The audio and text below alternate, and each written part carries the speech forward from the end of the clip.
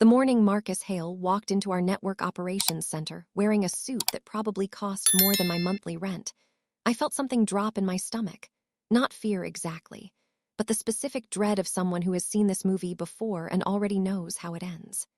He had the posture of a man who had never been wrong in his life, not because he was always right, but because no one around him had ever been brave enough to tell him otherwise. He was 31 years old, the founder's son, freshly returned from 3 years in Singapore doing whatever people like him do when they are supposed to be finding their vision. And now, he was standing in the middle of our operations floor like a king, surveying his inheritance, nodding slowly at monitors he did not understand, smiling at processes he had never touched. I had spent 12 years inside that company, 12 years building something that actually worked. My name is Cara Lennox. For over a decade, I served as the head systems architect for a mid-sized freight and logistics network headquartered out of Atlanta. We moved cargo across 37 states, coordinated routing for thousands of daily shipments, and managed a patchwork of depots, drivers, relay stations, and third-party carriers that somehow, against all reasonable odds, functioned as a single living system. The reason it functioned was not the software. The software was old and temperamental and held together with custom code that only a handful of us truly understood. The reason it worked was people. Exhausted, underpaid, brilliant people who had spent years learning exactly where the cracks were and how to hold them closed with nothing but experience and instinct. I was the one who understood the cracks better than anyone. Every morning I arrived before 6. The operations center was a long, low-ceilinged room lit by the blue glow of a wall of screens showing live shipment maps, routing queues, delay alerts, and weather overlays. My desk sat at the center of it, all like the eye of a storm that never fully settled. I drank bad coffee from a machine that had been broken for 3 years in a way that somehow still produced coffee, and I started each shift by reading the overnight incident log, which was rarely short. Axle failures in Tennessee. A frozen relay hub in Minnesota, a customs hold in Texas that was backing up the entire southern corridor. Every morning was a new set of fires, and every morning I put them out before most of the company's executives had even unlocked their phones. The platform we ran everything through was called CoreLink. It was not elegant. It had been built in pieces over 15 years by at least 4 different development teams, none of whom had fully documented what the previous team had done. There were legacy modules inside CoreLink that I was almost certain no one else at the company could interpret anymore. I had spent years writing supplemental scripts that sat alongside the main system, filling gaps, catching errors before they cascaded, automating recovery sequences that CoreLink was too outdated to handle on its own. These scripts were not officially part of the company's infrastructure. They lived in my personal work directory, tied to my credentials. I had offered, multiple times, to formally integrate them. The request kept getting deprioritized. There was always something more urgent. That Tuesday morning when Marcus Hale arrived, I was in the middle of rerouting a chain of delayed shipments around a weather system grinding through the southeast. Frank Osai, my operations supervisor, was sitting 3 feet away eating a granola bar and looking like a man who had not slept since Thursday.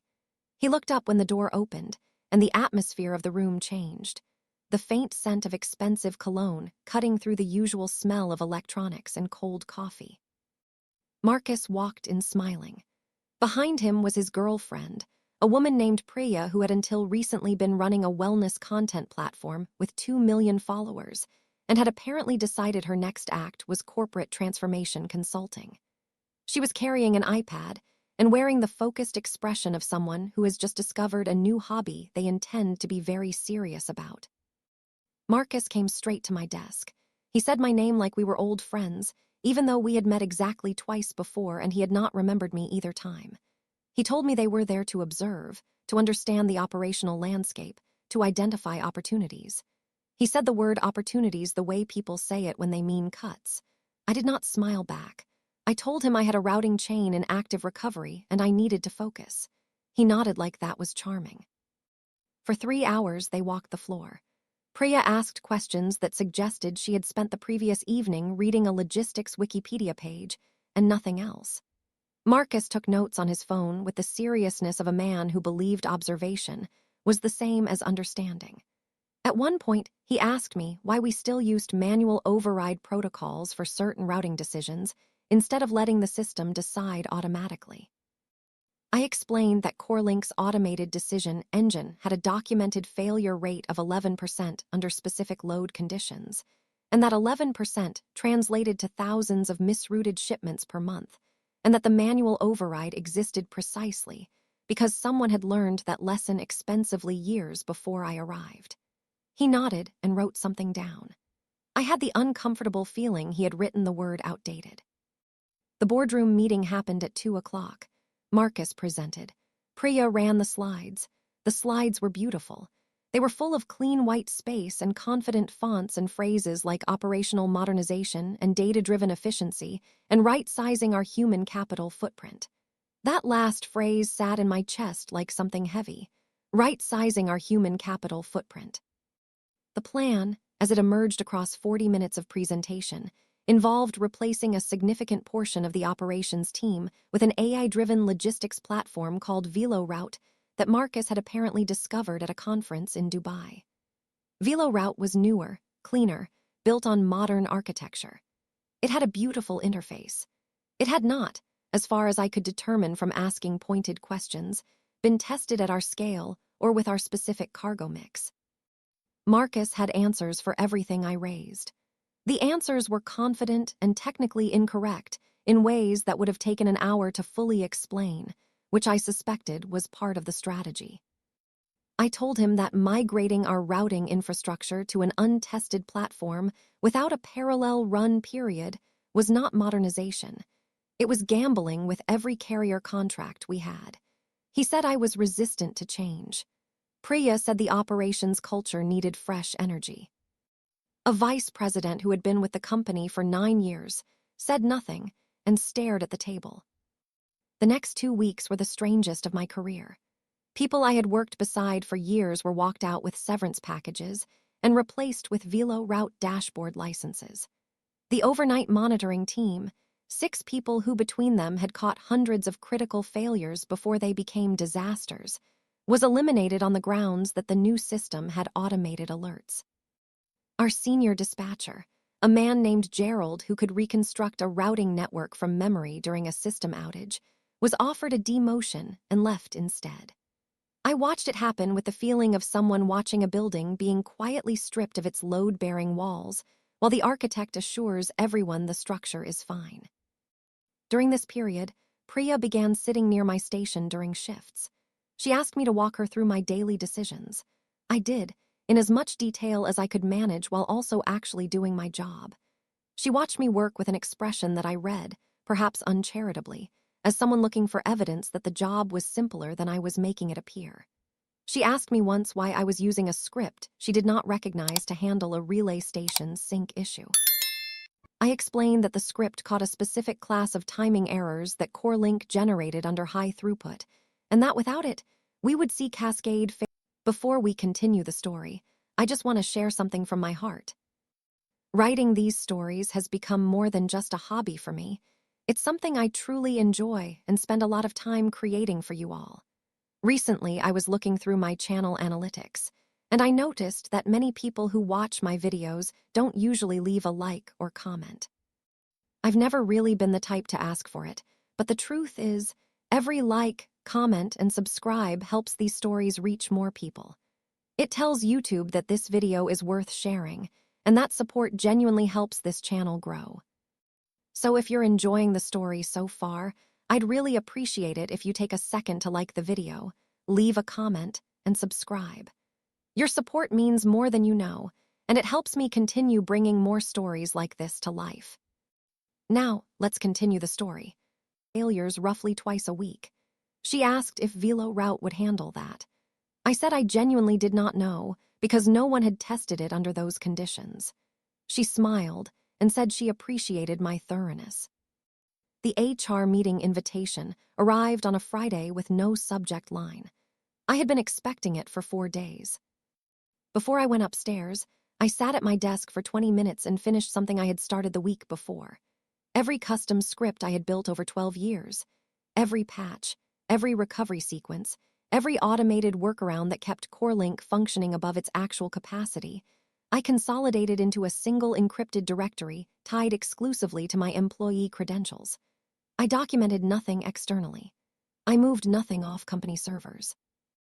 Everything was legal, everything was compliant, everything was exactly where it was supposed to be. It would simply become inaccessible the moment my credentials were deactivated. I walked into the HR office at 3:15. Marcus was there. Priya was there. The HR director looked like she wanted to be somewhere else entirely. Marcus had prepared remarks. He spoke about cultural alignment and forward momentum and the difficulty of transitions. I let him finish.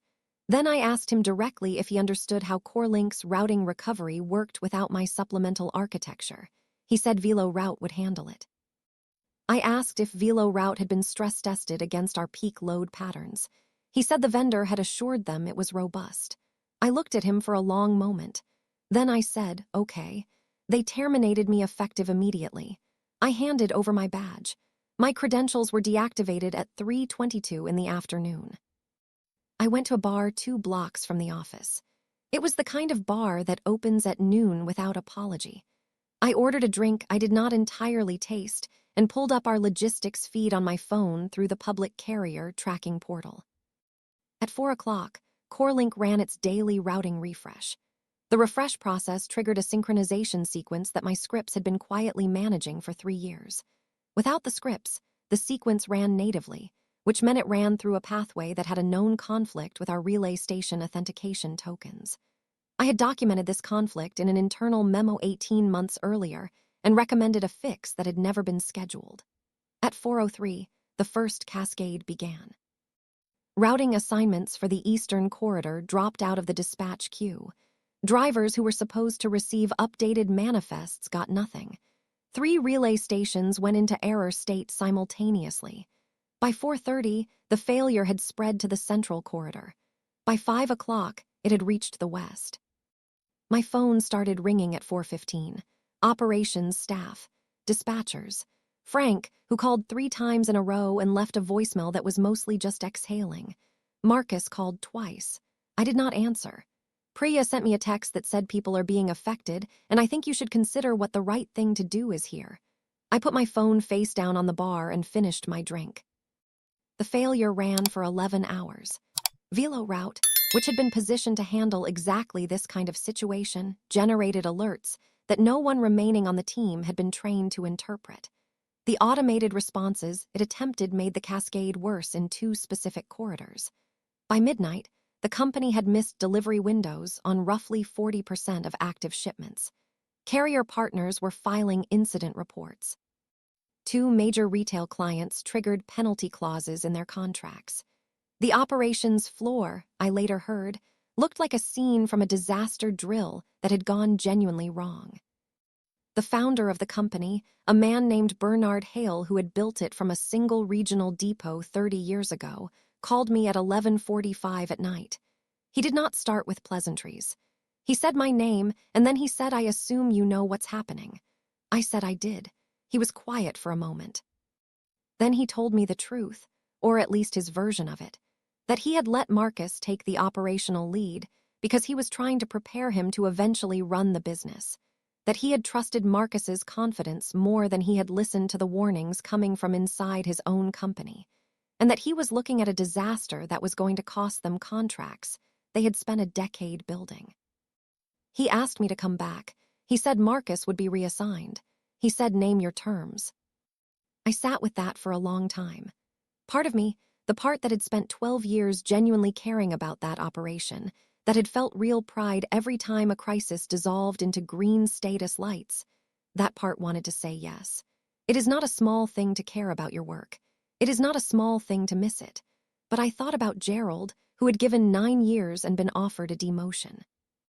I thought about the overnight team, eliminated because someone decided nothing important happened after midnight.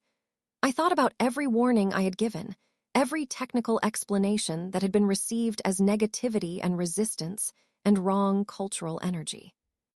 I told Bernard that I was sorry he was in this position. I told him that I genuinely was. I told him that his company had made a choice about what kind of expertise it valued, and that choice had consequences, and that coming back to absorb those consequences was not something I was willing to do. He did not argue. He sounded tired in the way that people sound when they already knew what the answer was going to be before they picked up the phone. I had 3 conversations with competitors that same week. By Thursday, I had signed a consulting contract with the largest freight network in our sector, working remotely at a compensation rate that was frankly embarrassing compared to what I had been making. They were not interested in my compliance. They were interested in my knowledge.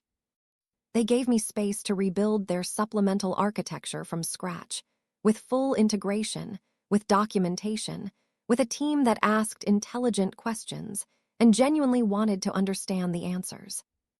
I watched the rest of it from a distance. The coverage began within 48 hours, trade publications first, then broader business press, drawn by the scale of the operational failure and the story that began to emerge about experienced staff being replaced ahead of an untested platform migration. The details came out in pieces. The internal memo I had written about the relay authentication conflict, the timeline of terminations, the 11-hour cascade. Several of my former colleagues spoke to reporters. None of them said anything untrue. Marcus was removed from his operational role 6 weeks after I left. The board brought in an external operations consultancy to stabilize what remained. 2 of the largest retail clients renegotiated their contracts at significantly worse terms for the company. 1 left entirely. Bernard Hale, I heard through channels, had not had an easy few months. I think about that operations center sometimes. I think about the specific quality of silence at 5 in the morning when a crisis had just resolved, and the screens had gone green, and the whole building felt like it was exhaling. I think about the way Frank used to look at the overnight log with the resigned acceptance of a man who has made peace with chaos. I miss that feeling of walking into something broken and knowing exactly what to do with it. But here is what I have come to understand, sitting on the other side of it. Expertise is not humble. It does not apologize for existing. It does not make itself smaller because the room is full of people with better suits and worse judgment. The machinery of any serious operation, whether it moves freight or passengers or information or money, is held together not by the platforms and dashboards and AI tools that get announced in boardrooms, but by the people who have learned, through years of failure and recovery, exactly where the invisible seams are. When you remove those people without understanding what they carry, you do not modernize the machine. You just take out the parts that were keeping it from falling apart, and then you act surprised when it does. Companies will always tell you that no one is irreplaceable. They will say it with great confidence right up until the moment they learn what replacement actually costs, not in severance packages or recruiting fees, but in the quiet catastrophic cost of discovering, too late, that the thing they thought was a system was actually a person. And that person has already moved on.